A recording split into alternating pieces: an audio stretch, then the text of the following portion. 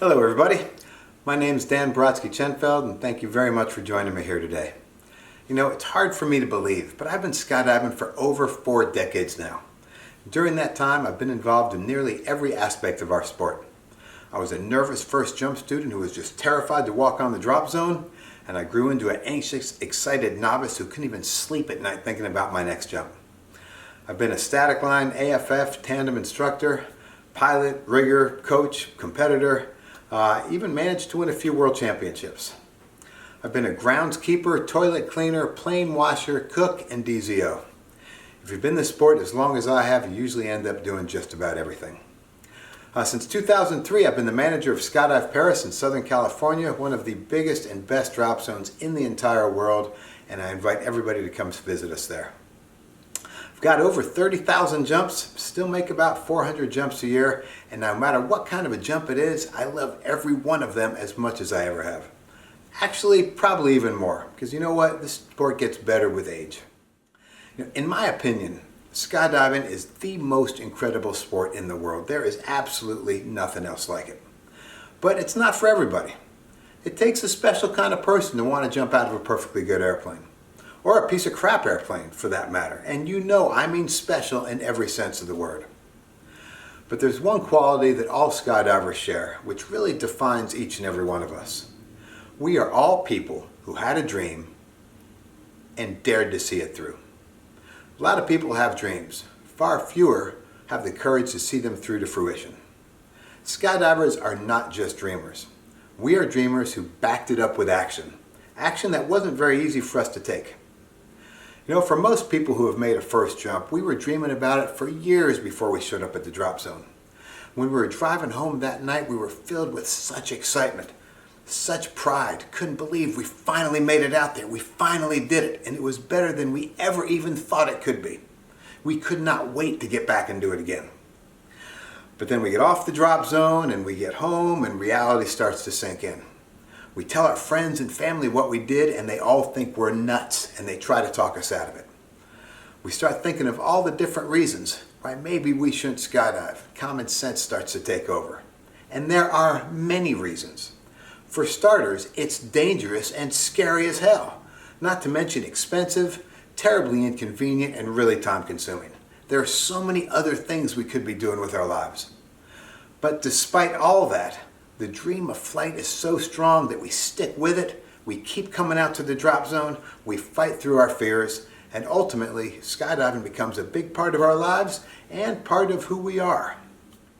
Skydiving has done so much more for me than I ever thought possible when I first started. This sport is the epitome of both self-reliance and teamwork. Except for someone who's doing a tandem jump, when we leave the airplane, there is nobody who can get us to the ground safely except ourselves.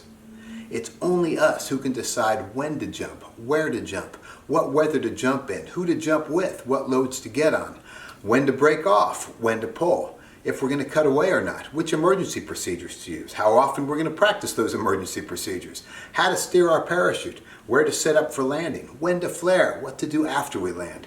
Only we can make those decisions for ourselves. But only as a team, as a family, can we create the safe, nurturing, inspiring, and truly loving environment that we want our drop zones to be. And I guarantee you that's exactly what I want our drop zones to be.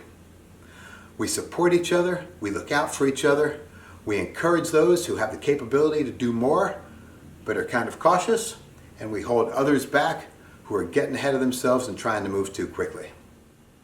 We welcome every person crazy enough to jump out of an airplane into our family. And we share in the joy of every skydiver's accomplishments, whether it's their first jump, their first solo, getting their A license, or winning the national championships. Being a part of that amazing family is what I think keeps us most involved in the sport forever. Skydivers come in every size, shape, and color. In a busy day at Skydive Paris, you're going to see jumpers from 18 to 80 years old, from probably 20 different countries. People of every ethnicity, religion, political party, gender, sexual orientation, and occupation. We are generals, privates, doctors, nurses, students, teachers, mechanics, dentists, secretaries, and people of every entrepreneurial skill that there is. You name them, we got them.